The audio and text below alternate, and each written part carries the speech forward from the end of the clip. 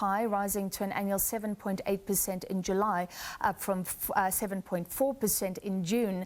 And the main contributors were food and non-alcoholic beverages, electricity and transport. Transport costs are big. Once again, a major contributor to inflation. The price of petrol increased by R2.57 per litre in July, pushing it in Gauteng to R26.74, so almost R27. Food such as oil and fats rose at the highest rate, followed by bread and cereals. Electricity tariffs increased by an average of 7.5%. The inflation rate is way above the Reserve Bank's upper target band for a third consecutive month. That spells bad news for consumers, as along with the rising cost of living, the central bank will likely continue to hike interest rates to curb rising inflation. Well, we're focusing on the cost of living, and this inflation rate has not been seen since the global financial crisis. That means more interest rate hikes are in the offing. And then we have South Africans addicted to debt. So what does this mean for them? Research released a few months ago suggesting that the average consumer in South Africa had 20% more debt now than around 6 years ago. So this is a huge issue. And to discuss, we're going to be joined by Annaline van Debt Rescue South Africa's COO. Thank you for being with us, Ms. van der Poel.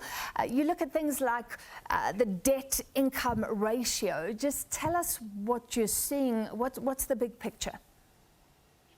Well, the reality is, obviously we've got a lot of factors coming into play all at once right now. And the biggest ones, as you've just mentioned, we've seen another very, very rocket high inflation rate. We know we're following suit of what's happening in the rest of the world. We look to the US, we look to the UK. They're sitting with the same problems. Theirs is potentially even higher than ours. So we're not sure what the future is going to hold here. But the reality is the impact of this, like you've mentioned, the Reserve Bank is going to definitely factor this in at their next meeting. We've already seen very high interest rate hikes so far. So consumers who already have debt are already facing that burden of their premiums increasing. But a lot of people are also actually turning to debt just to make it through the month, because many of them, the paycheck just isn't stretching from one payday to the next, and that they have to turn to some form of credit to just make it to the next one. Yeah, an earlier guest talking about sort of the second 2 weeks of the month, people living off credit, and then they have to pay it off.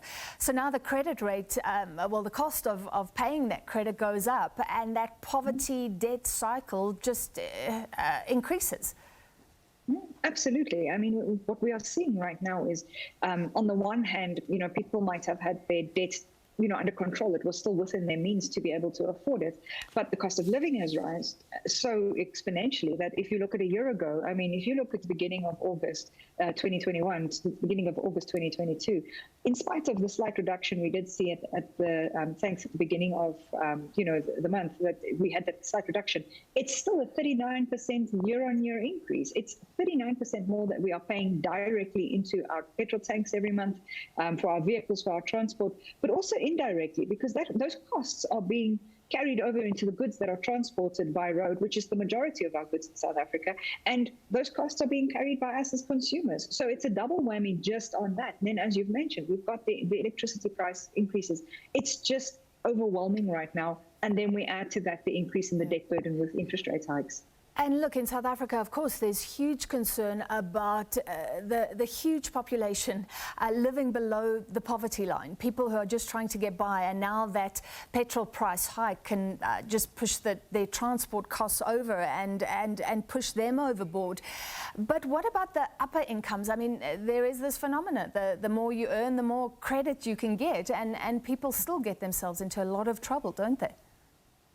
It is, as many people have told us over the years, the economists and all the research that's being done is we do not have the best savings, strategies in South Africa and savings behavior.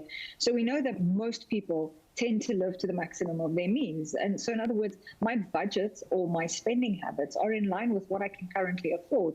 And when things start spiraling out of control, as they currently are, with the cost of living as well as the cost of debt increasing as it is, a lot of people have not made provision for that in their budgets, and they weren't expecting it to get out of control so quickly. And so you're finding people in all different income groups are facing something, to a degree, similarities where certain costs have just gotten so high.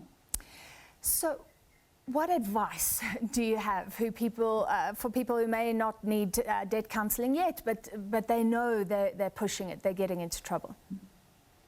I think the most important thing is I'm always going to refer everybody to go back to budgeting. You really, really, really need to make very smart choices now with the funds that you have as you go forward. It's something most of us hate doing, but it's really so worth it.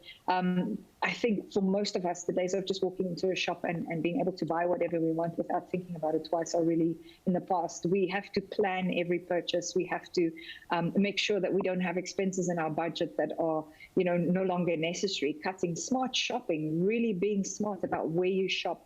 Plan your shopping trips, get the best bang for your buck that you possibly can, using your store cards, your loyalty cards, not your credit cards, your loyalty cards to get those discounts that you can.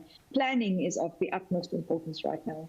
And credit cards should not be used for things like food, it's always said. Absolutely no. So how do you use a credit card? Should be for emergencies.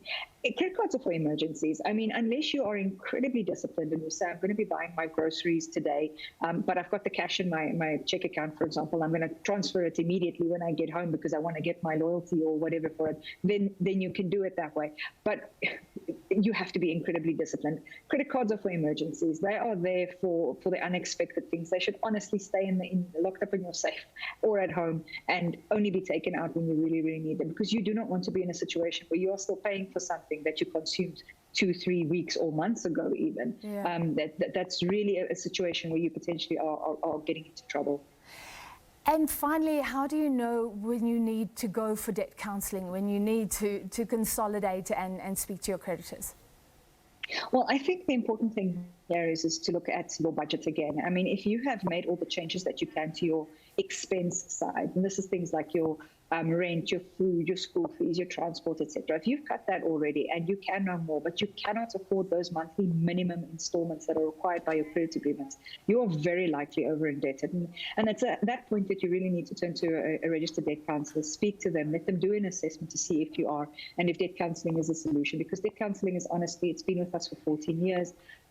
It's the best way to make sure that you avoid further legal action, to reduce your monthly installments and extend your repayment terms, but making sure that provision is made for those necessary living expenses so that you can put food on the table without having to get into a debt snowball where you're just taking out debt every single month to try and cover your living expenses. All right, thank you for your time. Debt Rescue South Africa's COO, Annaline van der Poel. Let's take a look at your sporting action.